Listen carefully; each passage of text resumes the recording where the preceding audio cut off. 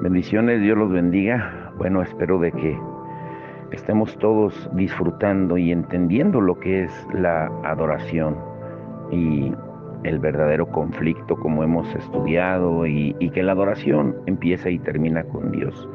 Y ayer nos quedamos con una pregunta al aire.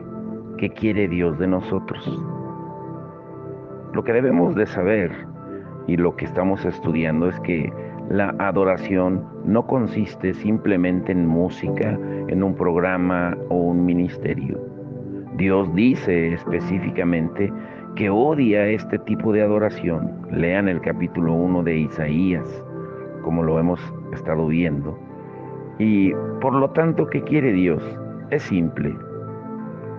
Dios se revela a sí mismo para que nosotros podamos conocerle y relacionarnos con Él, número uno. Y número dos, nosotros respondemos en adoración o en una expresión de amor por quién es Dios y lo que ha hecho. Y participamos en la alabanza, meditamos en todo lo que Dios es y ha hecho. Y hablamos con Él, nos relacionamos con Él, le obedecemos. Todo esto es nuestra respuesta. Esto es adoración.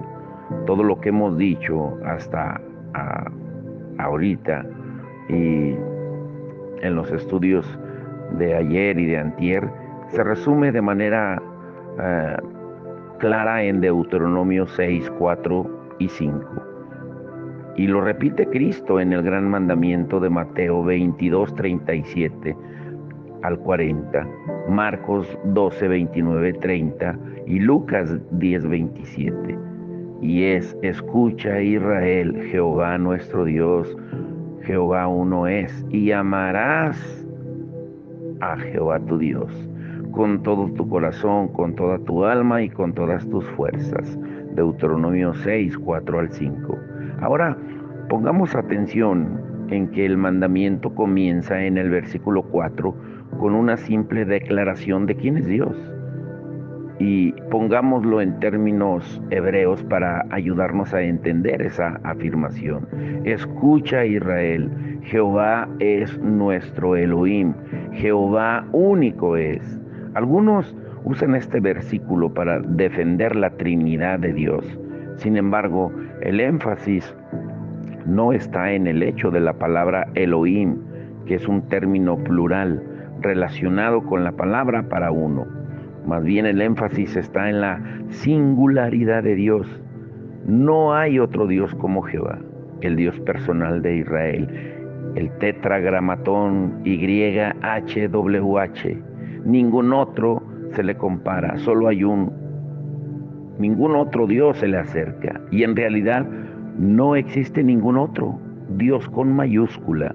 Y esta revelación debería hacer que nos quedáramos boquiabiertos, porque el tetragramatón YWHWH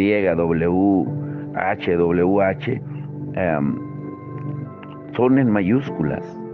Y eso debería ser, vuelvo a repetir, que nos quedáramos asombrados y que cayéramos de rodillas en adoración, involucrando todo el corazón, el alma, la mente y las fuerzas como algo natural,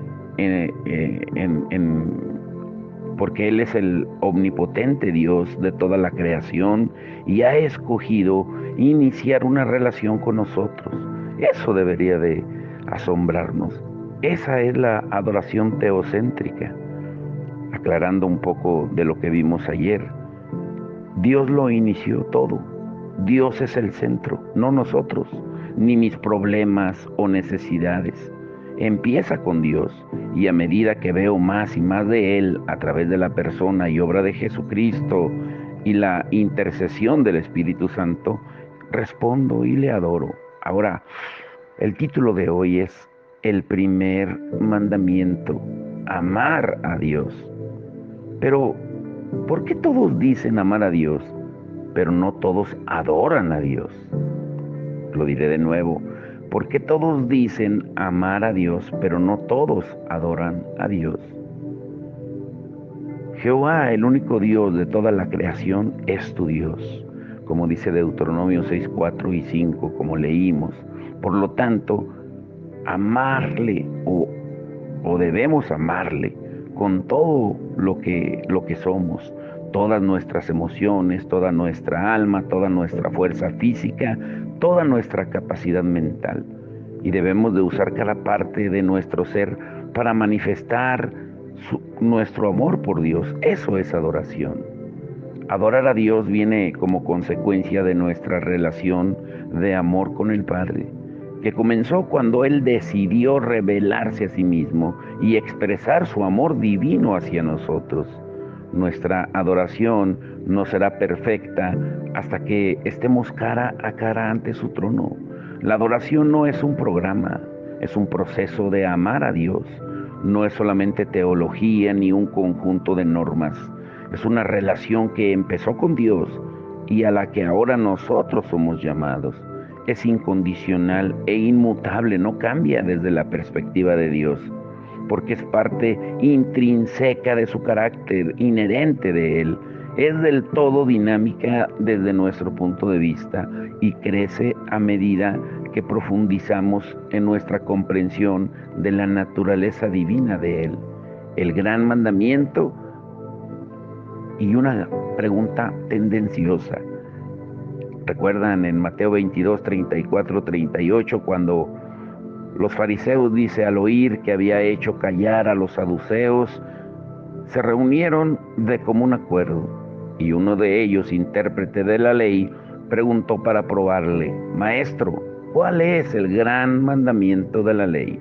Y Jesús le dijo: amarás al Señor tu Dios con todo tu corazón, con toda tu alma, con toda tu mente. Este es el grande y el primer mandamiento. A Jesús se le dio la ocasión de definir de una vez y para siempre, aquí en Mateo 22, 34 al 38, el gran deseo de Dios en su relación con el hombre. Mateo, Marcos y Lucas relatan el episodio en que los saduceos son puestos en evidencia por las respuestas de Cristo a sus tontas preguntas. Y viendo a sus rivales avergonzados y en silencio, los fariseos deciden demostrar su mayor conocimiento de la ley, obligando a Cristo a poner en orden de prioridad los mandamientos de la Escritura. Y su pregunta es tendenciosa, o sea, lleva, como dirían, jiribilla, porque es un intento de atrapar a Jesús en una de sus famosas discusiones teológicas. Y la reacción posterior muestra que no tenían un deseo real de oír la opinión de Cristo. Los fariseos eran bien conocidos por sus discusiones filosóficas y teológicas de la ley, que incluían acalorados intercambios de palabras sobre la prioridad de ciertas leyes sobre otras. Y en sus mentes, la pregunta fue planteada para atrapar y desacreditar a Jesús como un Galileo ignorante y, por supuesto, no reconocerlo como Mesías, y al mismo tiempo poner a los saduceos en una situación comprometedora. Y la pregunta es: ¿cuál es el gran mandamiento de la ley? Los escribas manifestaban que había 248 preceptos. Escuchen esto es muy importante que lo entiendan. Ellos manifestaban que había 248 preceptos afirmativos, tantos como miembros en el cuerpo humano, y 365 preceptos negativos, tantos como días en el año, siendo el total 613 el número de letras del decálogo. Y de ellos describían algunos como leves y otros como de peso. Estos 613 preceptos eran impuestos por los fariseos a sus seguidores como una obligación. Cuando un judío trataba de cumplir con los requisitos de una ley tan codificada, a veces le parecía a tal persona que una ley entraba en conflicto con otro, y era necesario entonces determinar cuál de las dos tenía prioridad para que, si una ley tenía que ser quebrantada a causa del conflicto, uno pudiera infringir la menor y no la más importante. Había discusiones constantes entre los fariseos con respecto a qué mandamiento era prioritario. Por eso siempre estaban en conflicto. Y para asegurarse del éxito en la confrontación con Jesús, los fariseos eligen a uno de sus miembros, un intérprete de la ley, para plantear la pregunta. Y es una interesante nota al margen que este intérprete probablemente era, de entre los líderes presentes, uno de los más abiertos y espiritualmente sensibles. Este hombre quería sinceramente saber más acerca de Jesús, mientras Cristo más tarde condena a los fariseos como grupo por no haber entendido toda la esencia del Antiguo Testamento, pero no hace lo mismo con el intérprete de la ley que le hizo la pregunta. Él se dirige a Jesús con mucho respeto: maestro, rabí, en Marcos 12:34. Él deja constancia de que Jesús reconoce el corazón abierto de este hombre y le felicita por estar no lejos del reino de Dios. Y es una de las pocas ocasiones en que Jesús elogia a un líder religioso mientras está en la tierra. Ahora, ¿cuál es el gran mandamiento de la ley? Jesús tiene la ocasión de declarar en una respuesta concisa cuál es la gran prioridad de Dios para el hombre. Y podría haberla sacado de toda la Escritura. Podría haber dicho: obedecer los 10 mandamientos, o temer a Dios, o mejor, ser santos. Quizá así habríamos resumido la ley muchos de nosotros. El Señor podría haber dicho cualquier cosa que hubiese querido y escogió. En Deuteronomio 6:4-5, Jehová es tu Dios, por lo tanto, ámale. Marcos, al escribir para una audiencia más secular y gentil, él registra toda la respuesta mencionada en ambos versículos. O sea, él habla de Deuteronomio 6:4-5. Mateo y Lucas, que escriben para una audiencia, para el pueblo judío, no incluyen el versículo 4, sabiendo que si se citaba el versículo 5, pues una audiencia judía automáticamente añadiría el versículo 4 en su mente. Y Jesús responde en Marcos 12:29-31. El primero es: escucha, oh Israel, el Señor nuestro Dios, el Señor uno es. Y amarás al Señor tu Dios con todo tu corazón, con toda tu alma, con toda tu mente y con todas tus fuerzas. Y el segundo es este: amarás a tu prójimo como a ti mismo. No hay otro mandamiento mayor que estos dos. Ahora quiero hacer una pausa aquí, porque si tú le preguntaras a la mayoría de creyentes que si aman a Dios, ninguno dudaría en decirte que sí, que lo aman, pero ¿aman igual al prójimo? ¿Por qué somos tan expresivos cuando estamos reunidos dentro de un edificio que le llamamos templo, pero en realidad el templo somos nosotros? Y ahí todos podemos alabar, aplaudir, gritar, cantar que amamos a Dios. Pero ¿por qué no lo demostramos con el prójimo afuera? Por ejemplo, ayer yo me gocé tanto en el Hospital de Valle de Santiago de ver a los hermanos cómo oran por la gente, cómo se compadecen de la gente, lloran con el que lloran, con el que llora, se gozan con el que se goza. Eso es cumplir lo que está diciendo Marcos. Pero si no amamos a Dios, ¿cómo podemos decir que lo adoramos? O mejor dicho, si no adoramos a Dios, ¿cómo podemos decir que lo amamos e ignorar al prójimo? Todo niño judío conocía las palabras de memoria de Deuteronomio 6:4-5.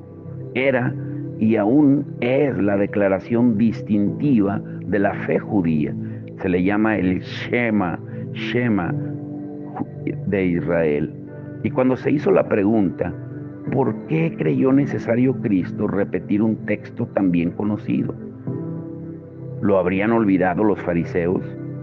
Yo creo que no. Ellos sabían exactamente lo que decía, pero hacía mucho que habían dejado de obedecerlo. Se había convertido en una secta, una seca letanía religiosa y nada más. Cristo quiso forzarlos a mirar de nuevo el contexto y el contenido de Deuteronomio 6. Conocían y guardaban la teología, las formas y las tradiciones, pero no habían entendido nada. Seguramente los fariseos no eran muy diferentes de nosotros, en el sentido de que el género humano, tratándose de religión y su relación con Dios, tiende a establecer reglas y normas y olvidarse del corazón y el espíritu del auténtico amor a Dios.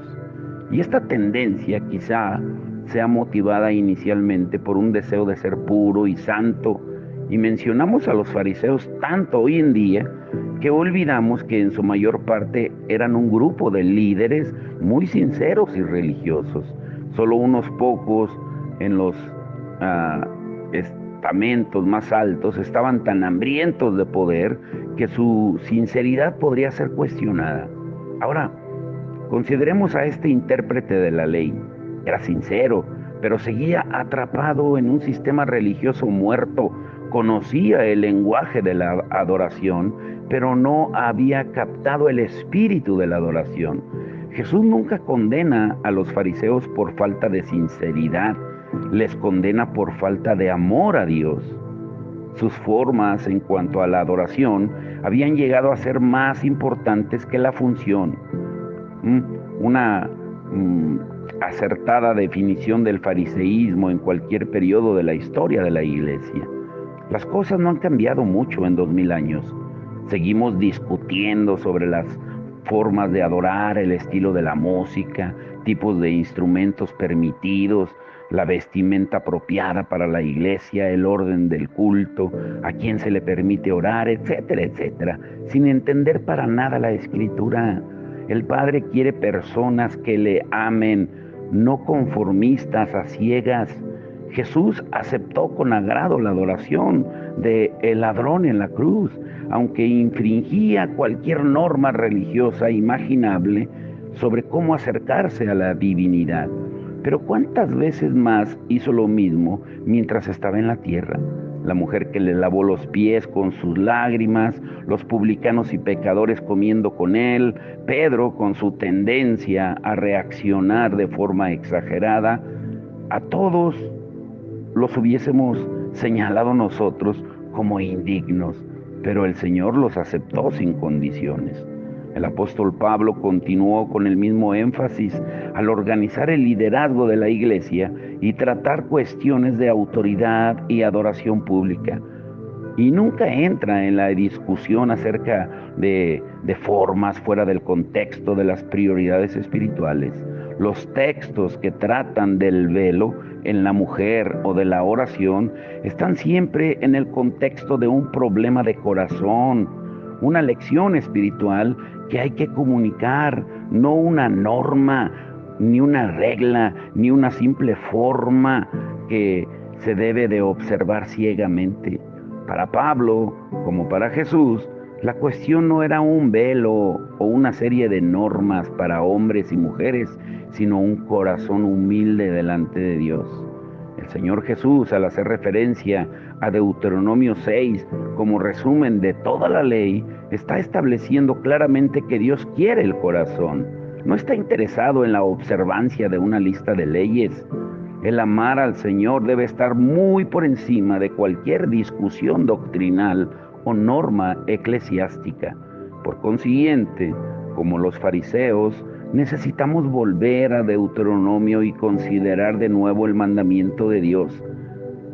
Y te preguntas, o deberías de preguntarte al igual que yo, ¿por qué Cristo citó Deuteronomio 6 cuando se le dio la oportunidad de expresar el gran deseo de Dios para el hombre?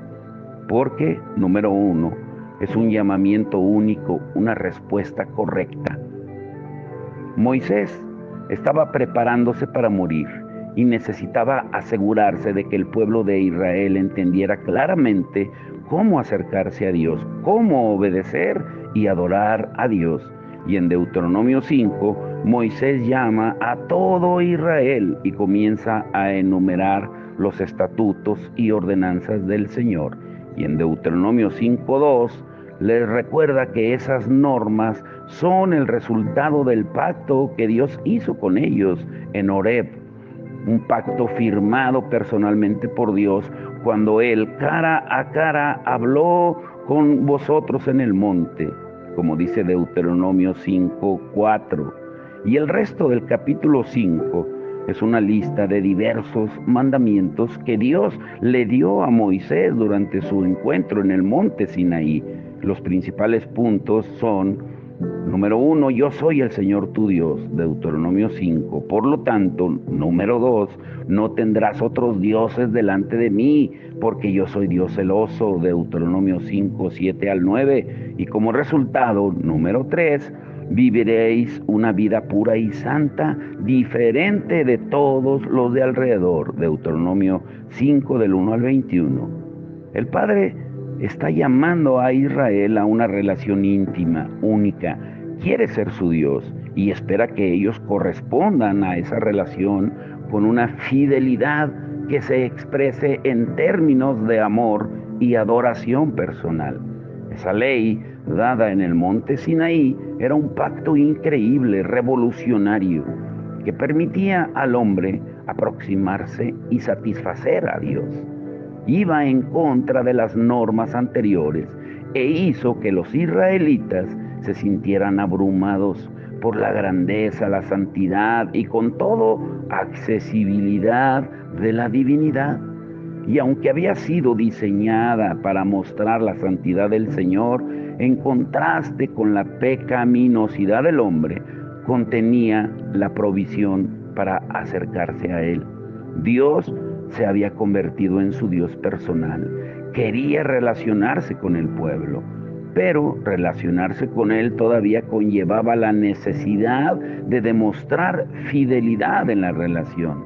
Ellos entendieron este deseo en el monte Sinaí y respondieron humildemente. En Deuteronomio 5, del 21 hasta el 33, Moisés les recuerda su respuesta. Y es una respuesta lógica por parte de las personas que entran en la presencia de Dios. Y ellos, número 1, son gente abrumada por la revelación de la gloria de Dios en Deuteronomio 5, 22 al 26. Y sin embargo, al mismo tiempo, número 2, se dan cuenta de que Dios ha permitido al hombre el acceso a su presencia en Deuteronomio 5, 24 al 27. Y aunque se sienten totalmente ineptos por ello, piden a Moisés que él continúe sirviendo de intermediario. Y Dios está satisfecho con su respuesta. En Deuteronomio 5:28 dice: han hecho bien en todo lo que han dicho. Sus actos eran excelentes, pero Dios quería más que eso. Y en el siguiente versículo dice: hoy, si ellos tuvieran tal corazón, que me temieran y guardaran siempre todos mis mandamientos, para que les fuera bien a ellos y a sus hijos para siempre. Dios deseaba una obediencia que surgiera de un corazón amante y que fuera constante y permanente, no solo la observancia de un conjunto de leyes y de reglamentos. Él quería un corazón amante por encima de una cabeza llena de doctrina. Y tomemos nota del uso de palabras como todos, siempre y para siempre. Dios no quería un bonito culto de adoración en el monte Sinaí. Él quería una relación duradera, permanente, que se expresara en una obediencia nacida de una respuesta de amor.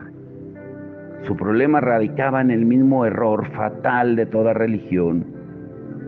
Era la enfermedad de los fariseos y de muchas iglesias hoy en día. La actuación correcta, obediente y doctrinalmente perfecta no es suficiente para Dios, porque Él quiere el corazón.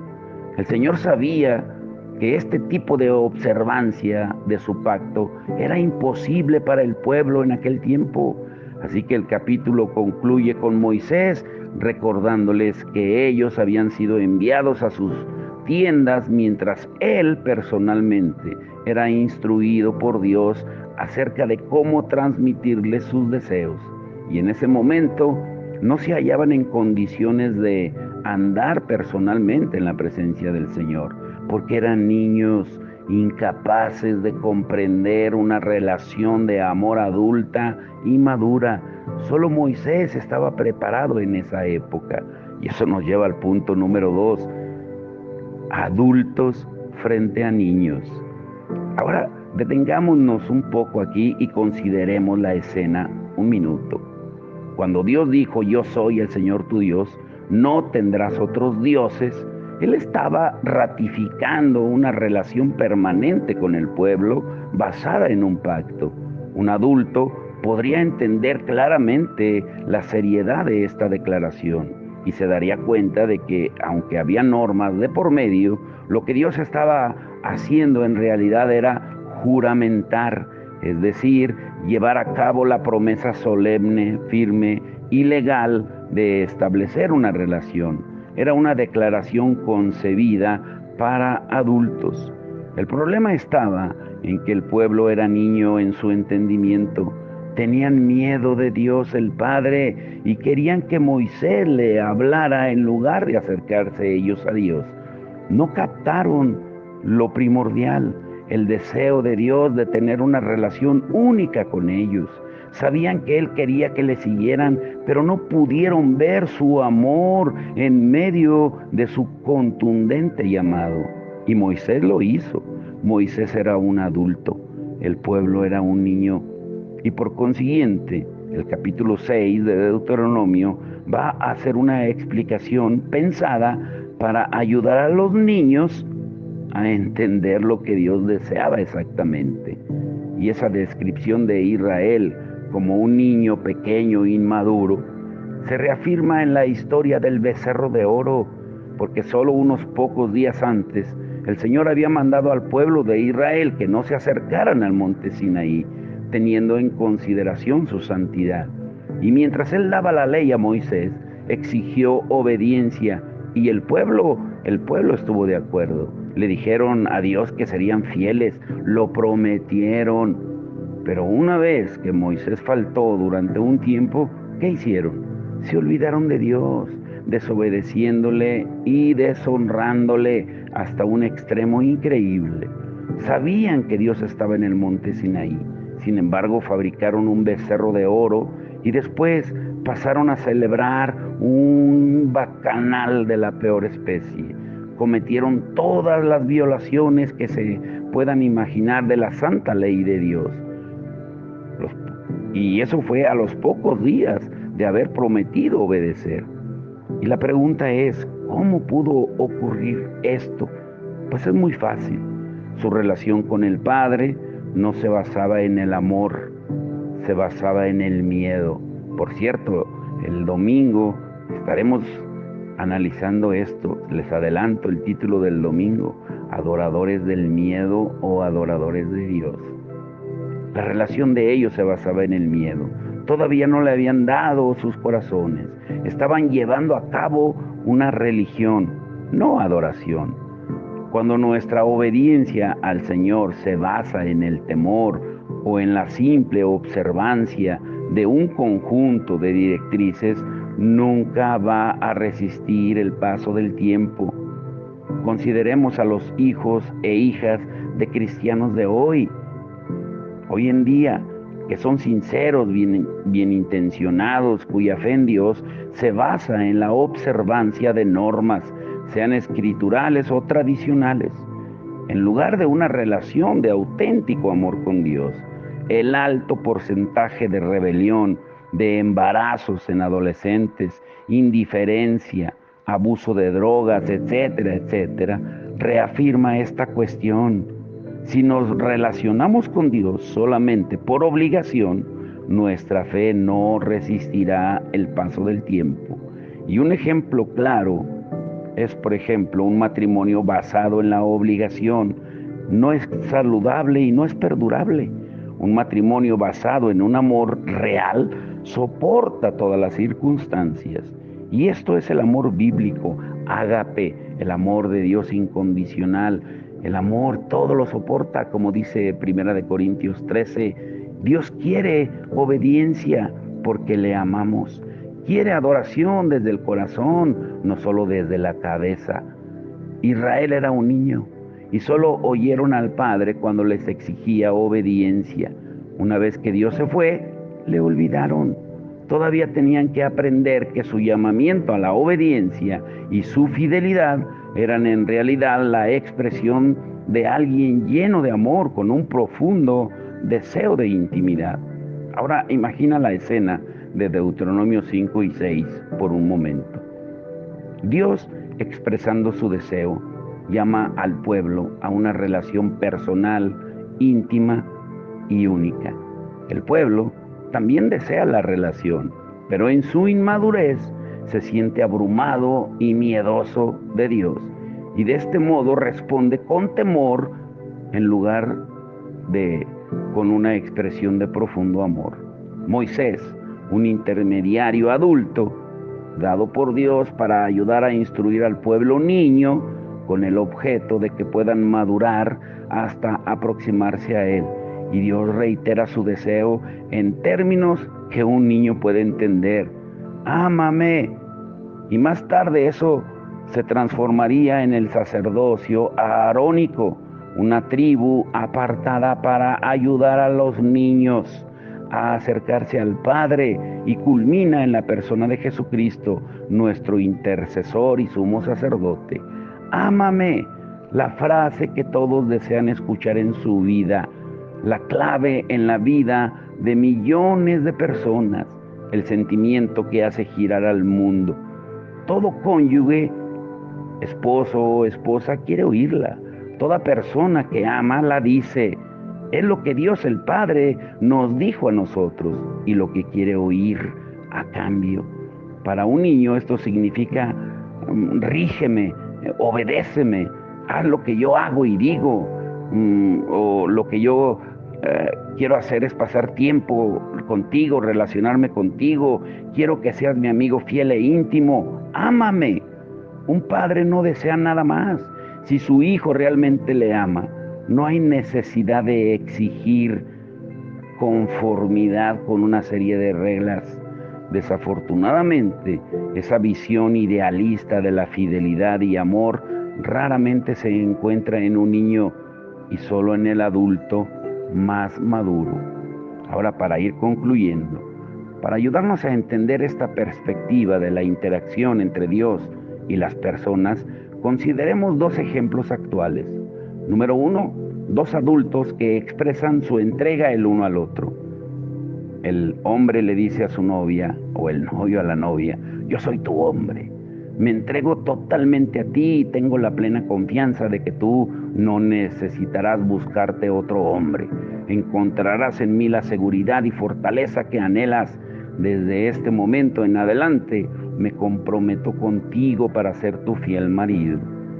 Ahora, las mujeres, si un hombre les dice esto y ustedes saben por su pasado que es completamente capaz de hacer lo que promete, ¿cómo responderían? La respuesta normal sería: yo también te amo. Pero esperen, él nunca usó la palabra amor.